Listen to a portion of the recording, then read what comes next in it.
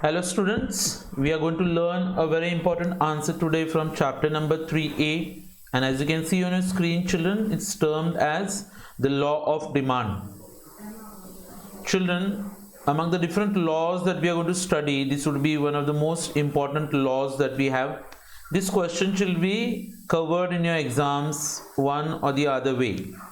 Okay, either it might come directly or sometimes you get some sub questions from that. So children, what exactly is the pattern to study any particular law? So children, whenever we study the law of demand, it all begins with an introduction. Introduction में फिर आप बाद में एक statement state करोगे, उसका statement का explanation दिया जाता है. उसके बाद में हम लोग एक टेबल बनाते हैं, टेबल का एक्सप्लेनेशन, फिर एक ग्राफ बनाया जाता है, ग्राफ का explanation, and then we have got assumptions and exceptions to the law. So here we go children with the law of demand without wasting much time. Children, law of demand का जब आप title दोगे उसके बाद में immediately उसके नीचे एक हाईलाइटेड वर्ड आपको लिखना है, होता है इंट्रोडक्शन. इंट्रोडक्शन के अंदर आपको लिखने हैं सिर्फ 3 पॉइंट्स.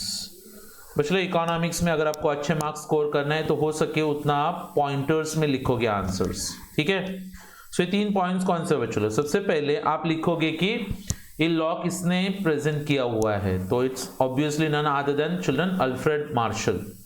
दूसरे पॉइंट में आपको मेंशन करना है कि कौन से बुक के जरिए इस लॉ को एक्सप्लेन किया गया था. So children, in the year 1890 Alfred Marshall had written one book. The name of his book was Principles of Economics and this law was actually discussed through this book. और जो तीसरा point आप coat करोगे बच्चों लोग यहाँ पे कि लॉ ऑफ डिमांड एग्जैक्टली होता क्या है, तो आप बताओगे कि the law of demand explains the functional relationship between price and quantity demanded. तो प्राइस और क्वांटिटी डिमांडेड में जो रिलेशनशिप आता है बच्चों लोग, it is explain through the law of demand. तो I am repeating this 3 points children. First of all, we'll say like the law of demand was actually presented by Alfred Marshall. Second point, we will like the law was discussed through his book Principles of Economics written in the year 1890. और तीसरा point जो रहेगा चलो, that the law tries to explain the functional relationship between price and quantity demanded. Okay? अच्छा, उसके बाद में आप टाइटल दोगे बच्चों लोग कि like what exactly is the statement of the law, कि लॉ का स्टेटमेंट क्या है. तो लॉ का स्टेटमेंट बताने का भी एक टेक्निकल तरीका होता है कि will begin it like this, according to professor Alfred Marshall. क्योंकि अल्फ्रेड मार्शल का लॉ है तो will give him due credit in the beginning of the statement. अच्छा, फिर आप इन्वर्टेड कॉमर्स दोगे और इन्वर्टेड कॉमर्स के साथ में children will begin like this, other things being equal. बाकी की चीजों को कांस्टेंट रखते हुए, बाकी की चीजों का मतलब होता है चलो बाकी के सब फैक्टर्स जो उसके डिमांड को इन्फ्लुएंस कर सकते हैं, जो हमने लास्ट लेक्चर में पढ़ा था, डिटर्मिनेंट्स ऑफ डिमांड, ये सब आएंगे. तो प्राइस को छोड़ के सिर्फ. So higher the price of a commodity then smaller is the quantity demanded and lower the price of a commodity larger is the quantity demanded. I am repeating it for you children, it's very simple. Other things being constant, बाकी सब चीजों को जब आप constant assume करते हो तो higher the price of a commodity then smaller is the quantity demanded. क्या बोला देखो, higher the price smaller is the quantity demand and lower the price then larger is the quantity demanded. इसको चलो simple से तरीके से बोलने का और एक तरीका होता है, कैसे? Higher the price lower the demand, lower the price higher the demand. It's as simple as that. तो बच्चों ये जो स्टेटमेंट है, इससे हम लोग को क्या पता चलता है कि बाकी फैक्टर्स को जब आप कांस्टेंट अज्यूम करते हो और अगर बाय चांस प्राइस कमोडिटी का राइज होगा तो उसका डिमांड बच्चों लोग फॉल होता है. And when the price will fall then the demand for the commodity will rise. So it's the same thing children, आपने उसको थोड़ा सिंप्लीफाई करके बताया हुआ है. So indirectly children, smaller price higher quantity demanded, higher price lower quantity demanded. So children, we come to throw some light on one universal observation children that we have, that there is inverse relationship between price and quantity demanded. तो price और quantity demanded के बीच में आपको कौन सा relationship मिलेगा? Inverse. Inverse का मतलब क्या होता है? Opposite, negative relationship. और इसी बात को अगर आप सिंबॉलिकली बताने के लिए चाहोगे children, so symbolically the functional relationship between Demand and price is expressed as, how do you read this children? Demand for commodity X, क्या बोलने का? Demand for commodity X is a function of price of X. मतलब क्या कि X commodity का कितना quantity demanded होता है बच्चों लोग, ये X कमोडिटी के प्राइस के ऊपर डिपेंड करता है. आई am repeating it for you children. Demand for commodity X is a function of price of commodity X. मतलब X का डिमांड X के प्राइस के ऊपर डिपेंड करता है, जहां पे D का मतलब होता है चलो demand for a particular commodity. अच्छा, X will obviously stand for commodity X. F का मतलब क्या होता है? Function. And PX stands for the price of the commodity. बच्चों लोग जब आप लॉ को एक्सप्लेन करते हो तो सबसे पहले बेसिकली आपको बताने पड़ते हैं अजम्पशंस क्या क्या है.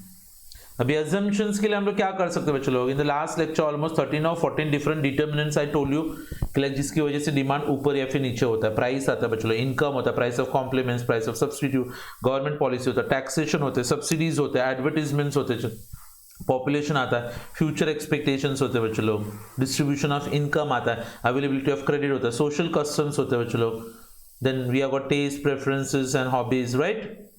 हाँ, तो आपको क्या करना है बच्चों लोग? अजम्पशन के लिए एक छोटा सा ट्रिक आप याद रख सकते हो. सिर्फ पॉइंट नंबर 1 को आप इग्नोर करोगे, और वो पॉइंट नंबर 1 क्या होता है? Obviously children, we are talking about the price.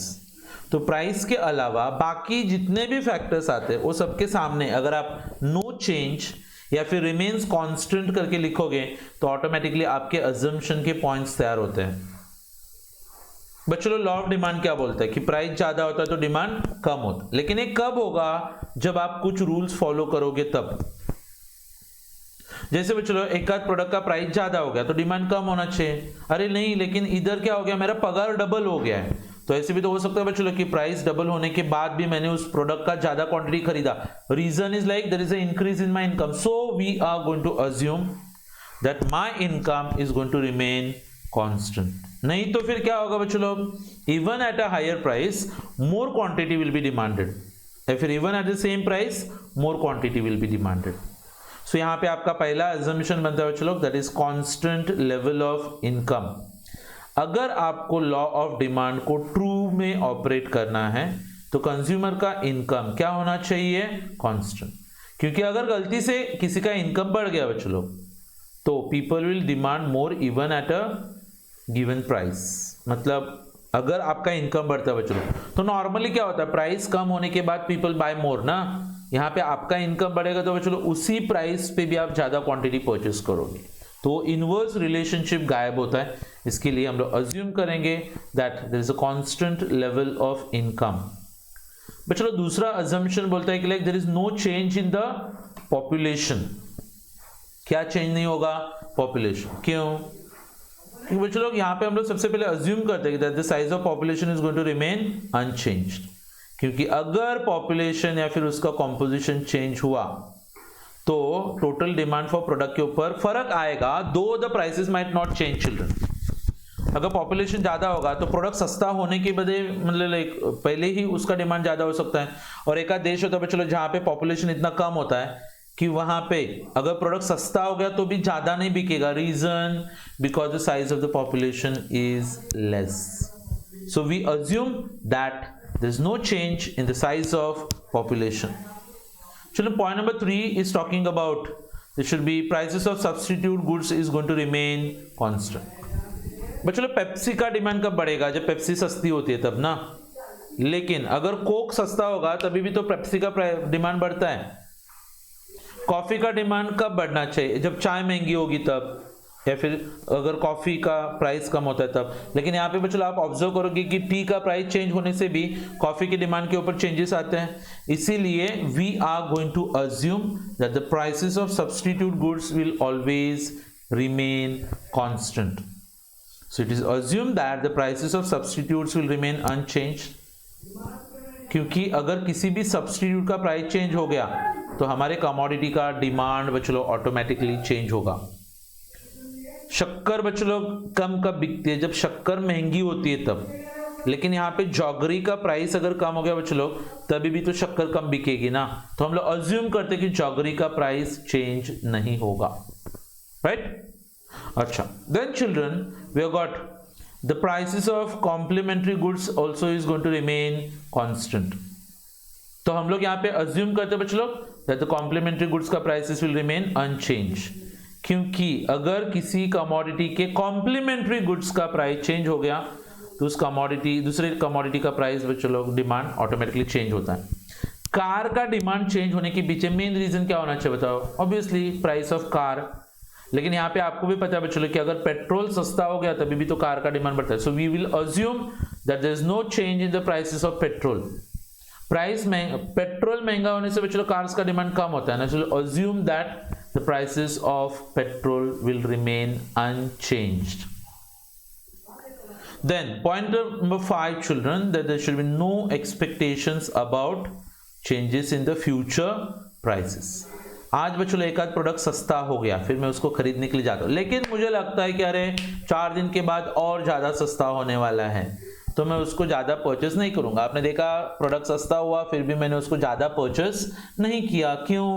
Because I am making some calculation regarding future prices. Here also the same children. If consumer expect a rise in the price in the future, then may demand more at the present even at an existing high price. मैं एक product खरीदने के लिए जाता हूँ, suddenly मुझे पता चलता है कि अरे 200 रुपये से महंगा हो गया, फिर मैं उसको नहीं खरीदने वाला था. लेकिन किसी ने मुझे बोला कि अरे और 2 दिन के बाद और 200 रुपये से महंगा होगा, फिर आज वो महंगा हुआ है फिर भी मैं ज़्यादा खरीद लेता हूँ. ये तो ऐसे हो गया ना चलो higher price higher demand. Why? Because I am calculating future prices.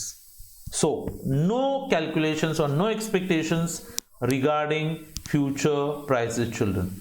फिर point number 6, there is no change in the taste, habits and preferences and fashions. बच्चों लोगों के टेस्ट, लोगों के हैबिट्स, प्रेफरेंसेस, फैशन चेंज नहीं होने चाहिए. If someone is very habituated to eating only veg और सडनली ही develops a taste for non veg, तो नॉन वेज कॉस्टली होता है बच्चों तो भी वो लोग खा लेते हैं. लोगों के हैबिट्स होते हैं बच्चों. सिगरेट पीने वाले लोग कभी ये नहीं सोचते कि लाइक सिगरेट कितने रुपए का है करके ना. फैशन में जो चीज़ें होती है बच्चों लोग वो महंगी होती है तो भी ज़्यादा बिकती है. एक बार वो आउट ऑफ फैशन हो गया फिर आप उसको फ्री में दोगे तो भी लोग नहीं लेते हैं. So that is why children we will assume कि लाइक आपके टेस्ट, आपके हैबिट्स, आपके प्रेफरेंस, आपके फैशंस में कोई भी चेंज नहीं आएगा. नहीं तो फिर they are going to change the demand though the prices might remain same. And lastly children there is no change in the taxation policy. Government का टैक्स पॉलिसी बदलेगा नहीं, क्योंकि आपको पता है प्राइस अगर वैसे भी रहता है तो भी टैक्स का बहुत बड़ा इंपैक्ट आता है ना. तो अगर एक प्रोडक्ट सस्ता हो गया लेकिन गवर्नमेंट ने उसके ऊपर टैक्स लगा दिया तो फिर वापस से उसका डिमांड क्या होगा? कम ही होगा, जबकि उसका डिमांड बढ़ना चाहिए. पेट्रोल बच्चों एक साइड से सस्ता होता है, सडनली गवर्नमेंट उसके ऊपर एक्साइज ड्यूटी लगा देती है. उधर से 4 रुपये सस्ता हुआ नहीं कि यहाँ से 4 रुपये का टैक्स आ गया. मतलब क्या डिमांड या तो सेम होगा या फिर और ज़्यादा कम हो सकता है. So no changes in tax policy. So here children we assume that there is no change in the policy of taxation declared by the government. ठीक है. अभी बच्चों लोग वापस से यहाँ पे हम लोगों ने जो कुछ दिन पहले पढ़ा था वो आपको वापस से कोट करना है यहाँ पे assumption बताने के बाद में. फिर आप एक डिमांड शेड्यूल बनाते हो. शेड्यूल का मतलब आपको पता है it's nothing but a table. बच्चों यहाँ पे 2 कॉलम्स बनाए जाते हैं. In the 2 column children, one column you're going to show the price of commodity X और दूसरे column you'll show the quantity demanded for commodity X. ठीक है. तो जब 1 किलो मतलब लाइक 1 किलो शक्कर का प्राइस बच्चों 50 रुपये रहेगा तो कोई बंदा उसका 1 किलो खरीद के जाता है. वही शक्कर बच्चों जब 40 रुपये में मिलेगा तो वो 2 किलो खरीद रहा है. 30 रुपये में मिलेगा तो ऑन द स्पॉट 3 किलो. 20 रुपये में मिलेगा तो 4 किलो और 10 रुपये में मिलेगा तो चलो पूरा 5 किलो. तो क्या दिखा आपको? जैसे जैसे प्रोडक्ट सस्ता होता है तो उसका ज़्यादा क्वांटिटी बिकता है. So larger the price smaller is the quantity demanded and lower the price then larger is the quantity demanded. Higher the price lower the demand, lower the price higher the demand. That's exactly what you observe here. So children when the price of a commodity is rupees 50, quantity demanded is only 1 kg. 50 का जब 40 रुपये होता है तो demand बच्चों 1 का 2 kilo होगा. 40 का 30 रुपये होगा बच्चों लोग तो डिमांड 2 का 3 होगा. अच्छा 30 का 20 रुपये तो यहाँ पे बच्चों लोग automatically children will be demanding more and more KGs of sugar. तो यहाँ पे 4 किलो का 5 किलो हो गया. So the price of a commodity falls, quantity demanded rises. and when the price of a commodity rises, quantity demanded falls. So इसी को बच्चों हम लोग क्या नाम देते हैं, that there is a inverse relationship between price and quantity demanded. So price और quantity demanded में आपको inverse relationship मिल जाएगा. अच्छा, फिर इसी चीज को अगर आप प्लॉट करोगे ग्राफ के ऊपर तो आपको मिलता है एक डिमांड कर्व. सो बच्चों एक्स एक्सिस पे क्या नोट किया आपने, क्वांटिटी डिमांडेड इन केजीज, और यहाँ पे आप क्या बता रहे हो, it's like the price in rupees.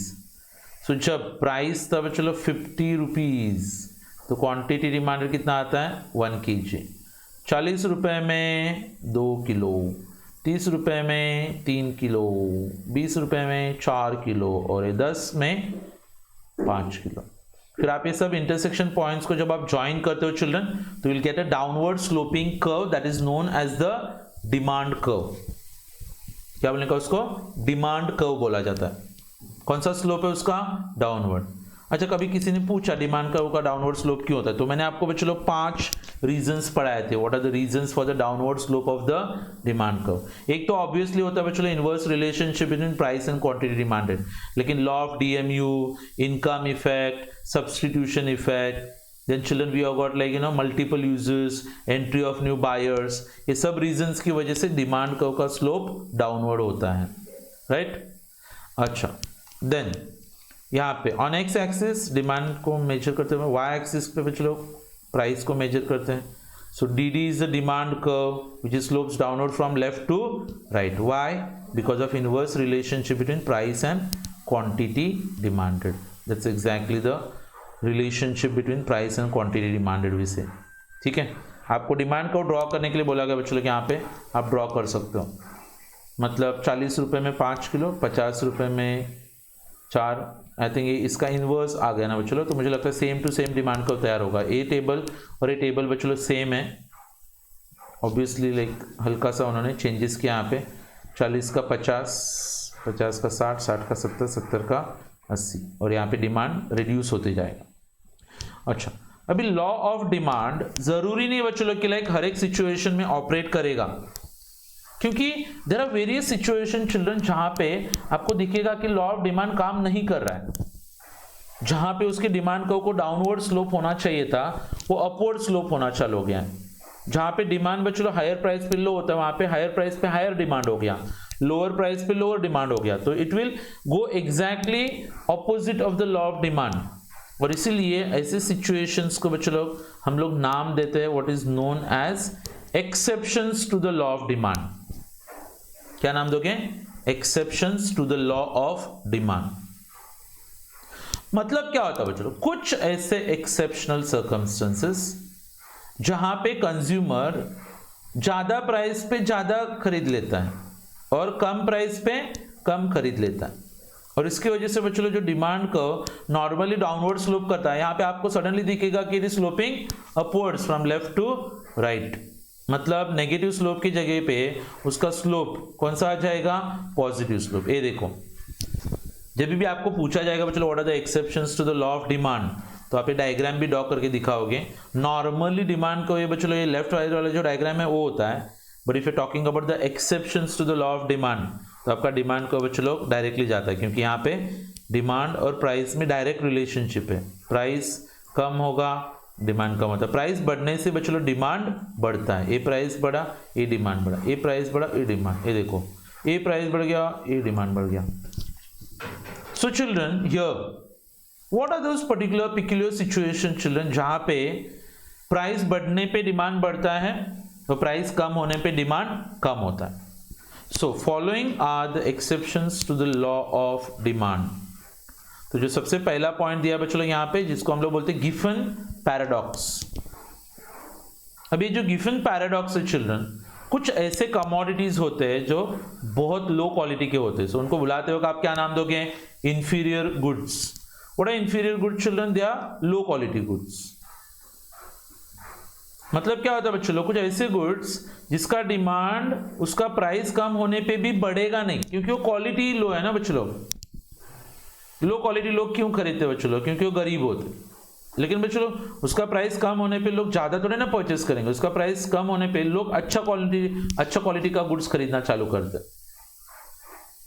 मतलब यहाँ पे आपको दिखेगा प्राइस कम होने पे उसका डिमांड भी क्या हो गया है, कम हो गया है। अभी आप बोले सर इसको गिफन गुड्स बुलाया क्यों जाता है, तो उसके पीछे रीजन आता है बच्चों लोग। सर रॉबर्ट गिफन करके एक इकोनॉमिस्ट, उन्होंने इंग्लैंड में एक स्टडी कैरी आउट किया था बच्चों लोग। अच्छा, उन्होंने क्या पता किया था बच्चों लोग कि एक लो क्वालिटी ब्रेड आता है, जैसे उसका प्राइस डिक्लाइन होता है ना, तो लोगों ने उसको ज़्यादा नहीं खरीदा था, क्योंकि वो ब्रेड का प्राइस कम होने की वजह से बच्चों लोग उनके पास थोड़ा पैसा बच जाता था और उसकी वजह से उनका परचेसिंग पावर बढ़ता था और उससे वो लोग क्या करते थे, फिर कुछ अच्छा चीज़ खरीद के लाते थे घर पे, जैसे कि मटन, चिकन वगैरह। और इसको क्या बोला जाता है, Giffen paradox. It's like sometimes you can take an example of like you got potatoes and कुछ लोग होते हैं ना बच्चों, जहाँ पे उनका पोटैटो स्टेपल फूड आता है, मतलब खाने में पोटैटोज होता ही है महीने के 28 दिन में, और 2 दिन आप चिकन खाओगे या फिर मटन। अभी पोटैटो जब सस्ता होगा तो आपको उसको ज़्यादा खरीदना चाहिए नहीं, पोटैटो सस्ता होने से उनके पास थोड़ा पैसा बच जाता है, तो जहाँ पे 2 दिन चिकन आता था महीने में, वहाँ पे 3 दिन चिकन आने के चांसेस होते। आपने देखा पोटैटो सस्ता हो गया लेकिन पोटैटोज का डिमांड कम हो गया, क्योंकि उन्होंने कुछ सुपीरियर कमोडिटी खरीदना चालू किया।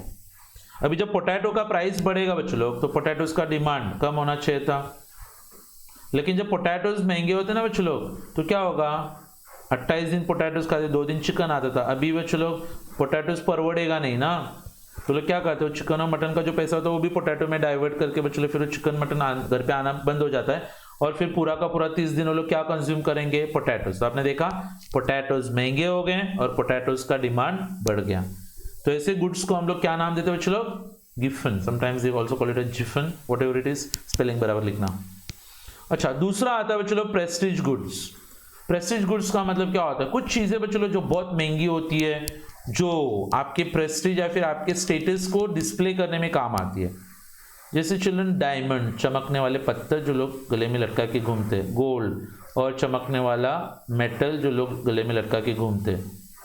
Rich people buy more of it even when their prices are high. आपने देखा रहेगा रिसेंटली 60,000 तक पहुंच गया था, लेकिन फिर भी जिनके पास ज़्यादा पैसा होता है वो आप देखो ज्वेलरी के शॉप में आपको भीड़ ही दिखेगा। हाँ, लेकिन वही चीज़ें डायमंड सस्ते हो गए तो चलो फिर आपको पता है rich people will not buy them, reason status खत्म हो गया ना बच्चों लोग। जब महंगा होता है तो लोग ज़्यादा परचेस कर लेते हैं, वो लोग बताना चाहते हैं देखो कितना महंगा है फिर भी मैंने खरीदा है करके। तो आपने देखा हायर प्राइस पे हायर डिमांड, लोअर प्राइस पे लोअर डिमांड। एक तीसरा पॉइंट आता है children, we are talking about speculation. Speculation का मतलब क्या होता है बच्चों लोग, कैलकुलेशन रिगार्डिंग फ्यूचर। तो हम लोग हमेशा कैलकुलेट करते हैं ना कि फ्यूचर में जाके इस प्रोडक्ट का प्राइस बढ़ेगा या फिर कम होगा। So the law of demand does not hold true because people expect prices to still rise further. मतलब आज बच्चों लोग प्राइस ऑलरेडी बढ़ चुका है, लेकिन अगर लोगों को लगेगा ना कि फ्यूचर में और प्राइस बढ़ेगा तो लोग आज महंगे में भी ज़्यादा परचेस कर लेते हैं। जैसे कि बच्चों लोग ऑयल, शुगर, ओके, मतलब ये सब चीज़ों का प्राइस दिवाली से पहले बढ़ने वाला रहता है ना बच्चों लोग, तो अगर उसका प्राइस थोड़ा सा बढ़ गया रहेगा ना तो भी लोग खरीद लेते हैं क्योंकि दिवाली में और ज़्यादा बढ़ेगा। So people go on purchasing more at a higher price as they anticipate that prices may rise during Diwali. जिनके घरों में शादी वगैरह होती है बच्चों लोग, सोना बाद में महंगा होगा, अभी थोड़ा महंगा हो गया अभी खरीद ले, क्यों, बाद में और ज़्यादा महंगा हो गया तो that's it. Then children the fourth point, it's what is known as price illusion. Illusion मतलब होता है चलो something which doesn't exist but you can see that. मतलब लोगों को जनरली क्या लगता है बताओ चलो कि महंगी चीजें अच्छी क्वालिटी की होती है। इट्स लाइक नो चिल्ड्रन कि अगर मेरे पास किसी का फोन आता है कि सर मेरे को ट्यूशन पढ़ाने का है, उसने पूछा कि लाइक सर कितना प्राइस, मतलब मैं सबसे पहले तो उसको पूछेगा कि लाइक कहाँ से बोलो, वो बोलते कि मैं लोखंड वाला कॉम्प्लेक्स से बोल। मैं बोला कि इकोनॉमिक्स पढ़ाने का मैं 50,000 रुपये लेता हूँ। फिर वो बोलेगा अरे हाँ ये सर मस्त पढ़ाते रहेंगे। लेकिन वहीं पे अगर मैं बोलता था कि लाइक मैं 5,000 रुपये लेता हूँ, फिर उनको लगता था कि अरे मैंने सर को पढ़ाने को नहीं आता है। आपने देखा उन्होंने मेरा क्वालिटी किसके साथ रिलेट किया है, प्राइस के साथ। जब भी आपको एप्पल्स खरीदने के लिए जाते हो ना, बोलते हैं ना ये 100 रुपये वाला है और ये 150 वाला, तो आपको क्या लगता है 150 वाला अच्छा है, 100 वाला थोड़ा खराब रहेगा। तो ये बच्चों आपके माइंड में इल्यूजन आता है बच्चों, इल्यूजन कि महंगी चीजें अच्छी होती है, सस्ती चीजें खराब होती है। तो महंगी चीजें अच्छी होती है ना, तो महंगी होती है तो भी लोग ज्यादा खरीद लेते हैं क्योंकि अच्छी है, ऐसा उनको इल्यूजन होता है ना। So the demand for such goods tend to increase when there is a rise in their prices.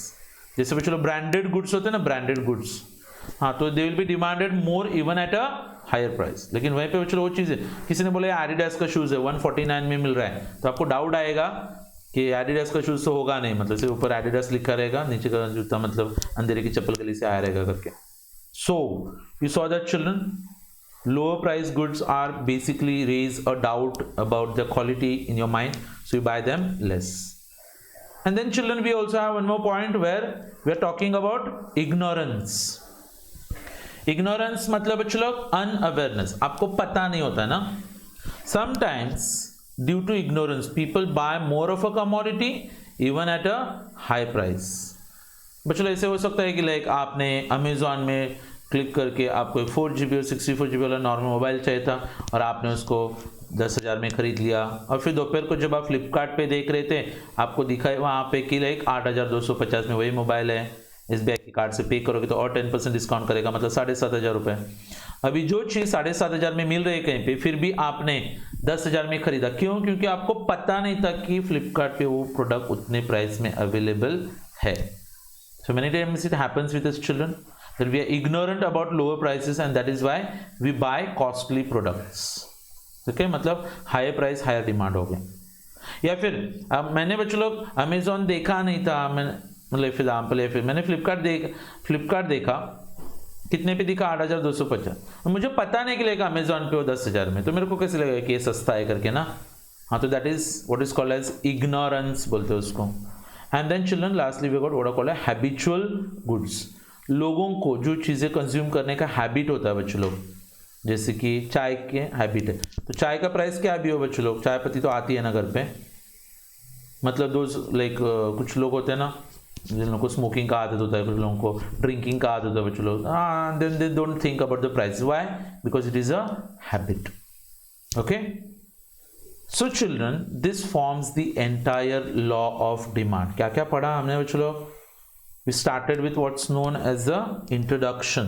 उसके बाद में आपको देना होता है स्टेटमेंट, स्टेटमेंट के बाद में आप स्टेटमेंट का एक्सप्लेनेशन दोगे, उसके बाद में आप अजम्पशंस बताओगे, फिर आप डिमांड का स्केड्यूल तैयार करते हो, डिमांड स्केड्यूल तैयार करने के बाद डिमांड स्केड्यूल का एक्सप्लेनेशन देने का, डिमांड स्केड्यूल को ग्राफ पे प्लॉट करोगे, उसका एक्सप्लेनेशन दोगे, उसके बाद में बच्चों लोग आप बताओगे what are the exceptions to the law of demand. Exceptions अगर पूछा है तो ही आप बताओगे, अजम्पशंस पूछे ना पूछे आपको लिखने ही पड़ते हैं बच्चों लोग, क्योंकि वो लॉ ऑफ डिमांड का एक हिस्सा होता है, राइट?